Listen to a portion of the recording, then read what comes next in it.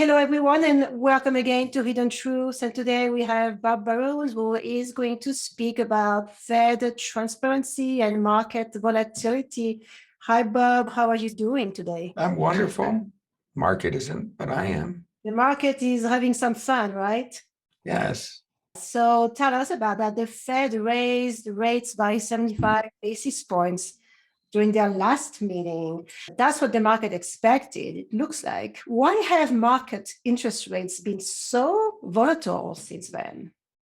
The Fed did announce the expected 75 basis point rate hike at their September meeting. But what took the market by surprise was the implied 125 basis point rate hikes the new dot plot showed for year end. The dot plot is the forecasts of the 13 members of the Federal Open Market Committee. That's the rate-setting body of the Fed. And it's the forecast of what each of those 13 individuals thinks interest rates will be in 2022, 2023, 2024, and 2025. The dot plot, that's what it's called, showed that they are going to hike rates by 125 basis points. That's 1.25 percentage points before the end of 2022. They have two more meetings, one in November and one in December. And so we expect them now to raise rates by 75 basis points or 0.75 percentage point in November and 0.5 percentage point in December. If one follows this stuff, the dot plots, we would look and we would see that the last time they did the dot plot, the peak was 3.75%, and now it's 4.5. That's the 75 extra basis points that the Fed added in its last meeting. The new dots now peak over 4.5%. What is noteworthy is that the 2024 dot plot, this is the consensus of each of the dots of each of the 13 FOMC members, have no consensus at all. And they range from 2.6 to 4.6, and similar for 2025. So this indicates no consensus among the FOMC members, with those in the high range, not seeing the current softening in inflation that we have or the oncoming recession. What's amazing is that the Fed also released its GDP forecast, and that was pared down from 1.7% growth for 2022 to 0.2. That's a big decline. That's their way of telling us that we're going to have a recession. And since that meeting, because they intend to raise rates and told us so, the dollar gets stronger. Why is that? Our interest rates are higher than those in the rest of the world. So other people in the rest of the world want to buy our treasury bonds. And when they do so, they have to convert their currencies to dollars. And that increases the demand for dollars and increases the supply of their currencies. The dollar goes up in price. It's like any other demand and supply. That makes sense. I don't recall the fixed income markets reacting so violently in the prior business cycles. Can you shed some light on why we now have so much an interest rate volatility?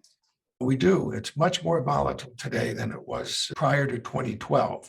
And that's because prior to 2012, the Fed never, ever discussed its views with the market.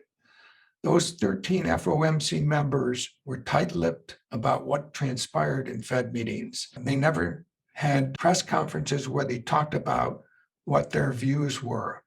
And there were no post-meeting press conferences like there is today where they question the chairman. All the market knew back then was what the Fed actually did. Did they raise rates? Did they lower rates? And that's it. They didn't have any concept of what the future held. Today, we have the communication of those individual Federal Open Market Committee member, their rate forecast. That's the dot plot. Now, let's look at the dot plot. Since they started doing it in 2012, those forecasts have a 37% accuracy rate. That's pretty poor. Mm. However, today's market views those dot plots as gospel, and the market immediately moves to the median of the forecasts. So even though the Fed raised rates to 3%, the market's at 4.5 because that's where the dot plot says it should be or where it's going. Funny, Chair Powell insists that each Fed meeting is dependent on incoming data, not what's shown in the dot plot. Nevertheless, this transparency, the dot plot, causes volatility as the markets immediately reprice to the new dot plot. The system was much less volatile when there was no transparency. And I think it would be better to return to that non-transparent system.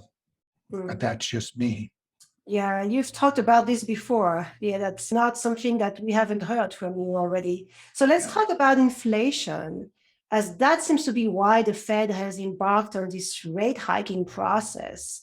What's your report on that? I think the Fed is driving the train by looking through the rearview mirror. Mm-hmm. That is, they're looking at past inflation, most of which I think was caused by the supply chain issues. So yes, today's year-over-year CPI inflation, that's August 2021 to August 2022. That number is 8.2%. That's looking at the past. July's inflation rate was minus 0.1%, and August's was just plus 0.1%. And so taken together, July and August are 0%. So over the last 2 months, we've had no inflation. And the inflation was caused both by supply issues, most of which have been resolved by now, and by the huge fiscal response, $7 trillion over the last year of spending when they sent people free money. That caused demand to grow while businesses were in lockdown, not making product, so supply shrunk. So that's over, at least for the foreseeable future. There's a lot of evidence pointing to signs of easing price pressures. The point here is that the Fed is looking at the past instead of at the future. Can you point to some examples of easing price pressures? Sure. Everybody that drives a gasoline-powered car knows that gas prices have come down, and prices of gasoline fell 9% in August, and they continued to fall in September. Natural gas prices have stabilized, well, at least for now. This situation is as sticky as Europe is importing all kinds of liquid natural gas to take the place of the Russian gas that's now not flowing at all because of the sabotage to the Nord Stream pipeline. But the natural gas prices, at least for now, have stabilized. And we've also seen significant declines in commodity prices, and those include grains, dairy products, and other agricultural prices. Those declines should soon feed through to prices at the grocery store. Used vehicles, they have been the poster child for the inflation because they were the first prices to rise in this inflation environment. They led on the upside, and now they're falling significantly. We see that at the auctions, the used vehicle prices are way down. We've also seen dramatic improvements in the supply chain, and that's evidenced by the regional feds, all of whom show easing prices in the supply chain. Yeah, and how about rents? A lot of people speak about rents as well as airline ticket prices, right? Yes, rents are an issue. They're going to continue to put upward pressure on the official CPI for a few more months. And that's only because of the antiquated way in which the Bureau of Labor Statistics collects the data. In the private sector, we have already seen rental rates decline, or at least start to decline. Let's talk about services. Some of the services, especially really sensitive one like travel, those categories, including hotels and airlines, we've seen some price declines recently, especially for the airlines as the fuel prices have come down. Any other indicators that you can talk about? The economists know that something called inflation expectations is really important. If people expect prices to rise, then when they do rise, it's okay with them. If they don't expect prices to rise and they rise, they might resist buying. So expectations are really important.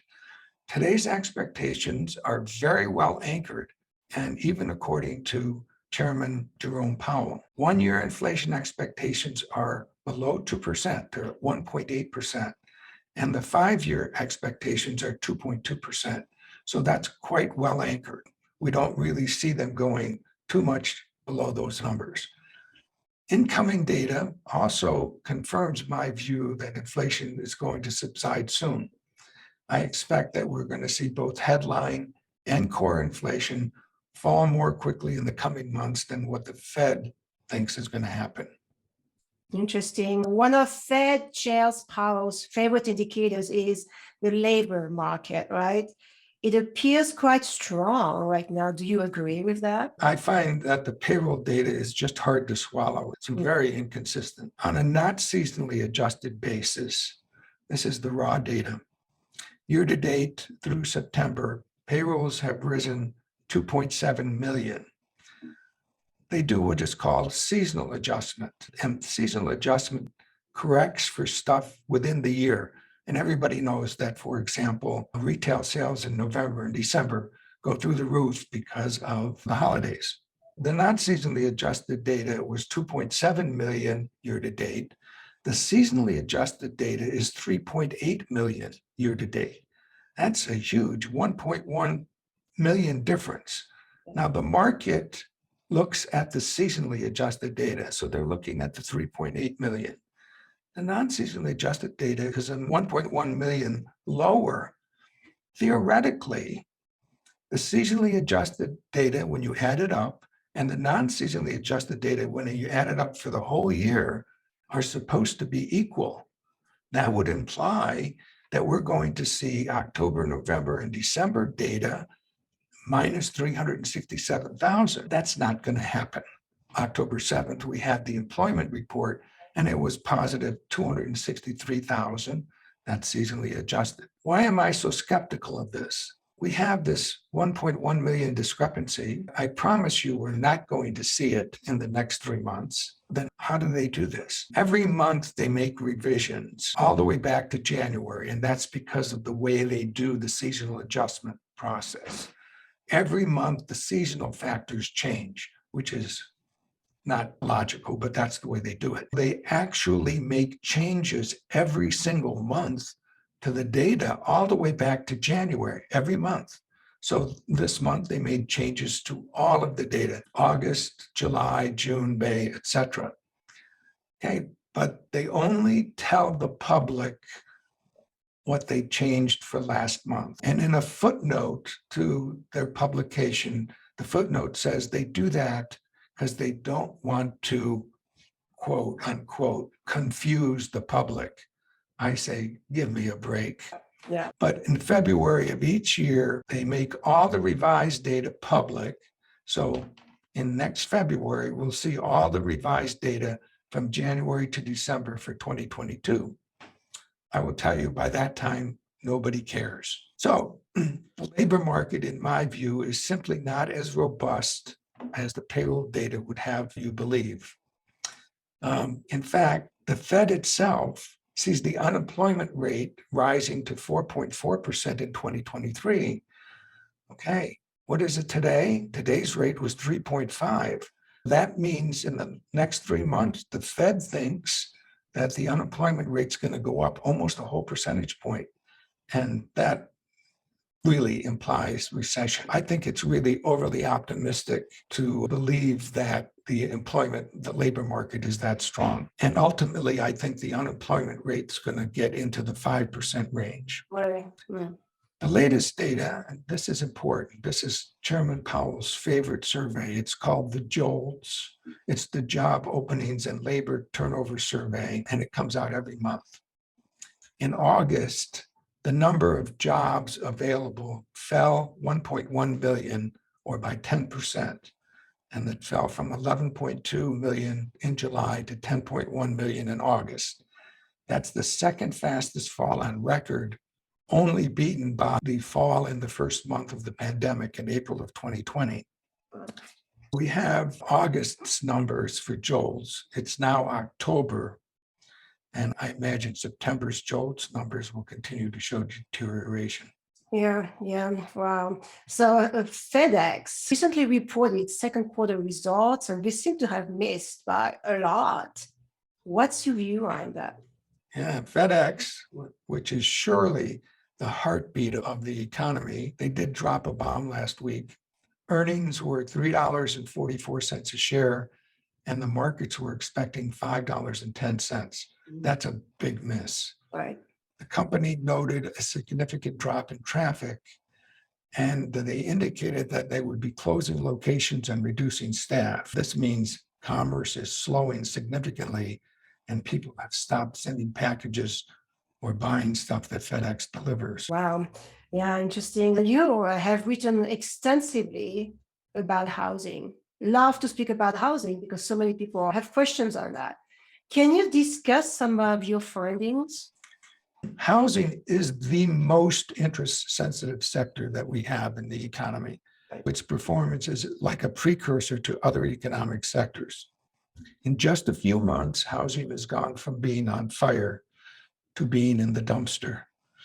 Existing home sales, they fell in August 0.4%, are down 7 months in a row, and are now 20% below where they were a year ago.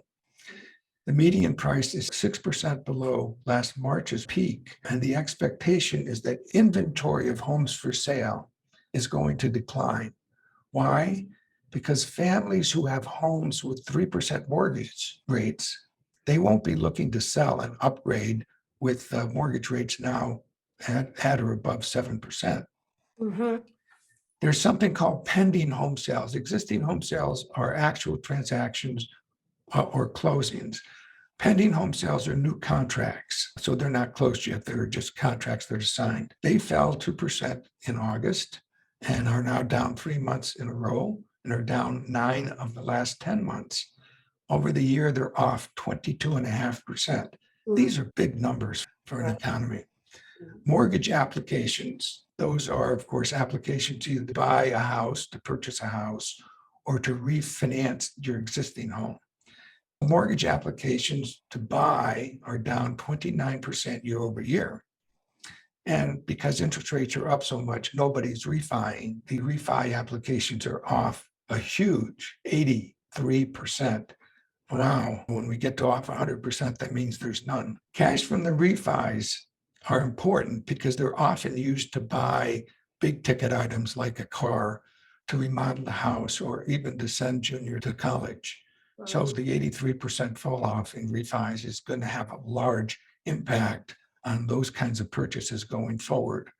We're already seeing a softening in demand for cars. There's some of these reporting companies like Redfin. They reported that 21% of homes listed for sale, this is back in July, 21% dropped their asking prices. And the Federal Housing Finance Agency has an index, and it showed that home prices fell not much, but 0.6% in July. So they stopped rising. The most important index that we have of housing prices is called the Case-Shiller Home Price Index. That has been rising 2% a month, consistent. And finally, it fell in July by 0.5%. This is the first decline in this index since March of 2019, and it's the steepest decline in the index since November of 2011. That's a long time, and that's a big fall.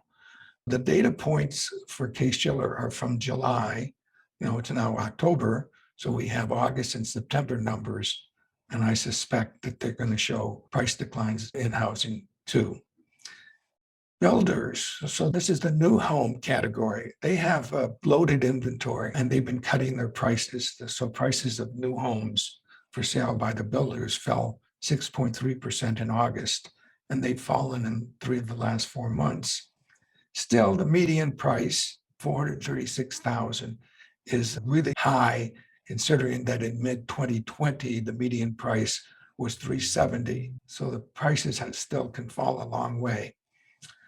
I think that the housing bubble is actually bigger today than it was in 06, 07. And that bubble burst because the Fed raised interest rates. That's what they're doing now. In 07, when that bubble burst, at that time, the Fed was easing, not tightening. By the way, when that bubble burst, home prices deflated 25%. Yes. So yeah, I think we're in for some shock there. That's scary. That's a great summary of everything that's going on right now, Bob. Thank you so much. It's so helpful to have it all together like this. What would you like to leave your viewers with today? The incoming data tells me that the economy has actually already entered a recession. The Fed is clearly ignoring the incoming data, the incoming forward-looking data, and they're concentrating on the backward-looking indicators like the year-over-year rate of inflation and the unemployment rate, which is the backward-looking indicator. And they've become more hawkish now and have told the market they intend to continue to raise interest rates. July and August taken together, the forward-looking numbers or the current numbers show us that the rate of inflation is really zero at this point. And it seems to me like the Fed should recognize this, especially since monetary policy impacts the economy with such long lags. Yet the Fed continues to move forward with increasingly restrictive policy, seemingly impervious to the lags that their prior rate hikes have caused. And in addition, they're now also contracting the money supply, which in the past has always proved to be an indicator of recession. Powell has referenced Paul Volcker several times, both in public statements and in his remarks to Congress. He's held Paul Volcker out as a hero to be emulated. Volcker, of course, did slay the inflation dragon. So we didn't really have much inflation throughout the 90s or the next couple of decades until these characters came on the scene. But when Volcker did slay the inflation dragon, the cost was two significant recessions in the 1980s. Of really importance here is that Volcker knew that monetary policy acts with long lags. Because he moved the Fed funds rate down, he started lowering interest rates when the year-over-year inflation rate was still over 11%. In my view, the continuance of ever more restrictive monetary policy is only going to make the recession, which already has started, deeper and longer. Alrighty, thank you again, everyone. I hope this was helpful. Thank you very much for your insight today, Bob. You're welcome. Everyone, have a wonderful rest of your day. Please go to hiddentruths.today, where we post our videos and our podcast every week. Also, subscribe to the channel on YouTube. You'll have a link below. Thank you so much again for watching, and see you next time.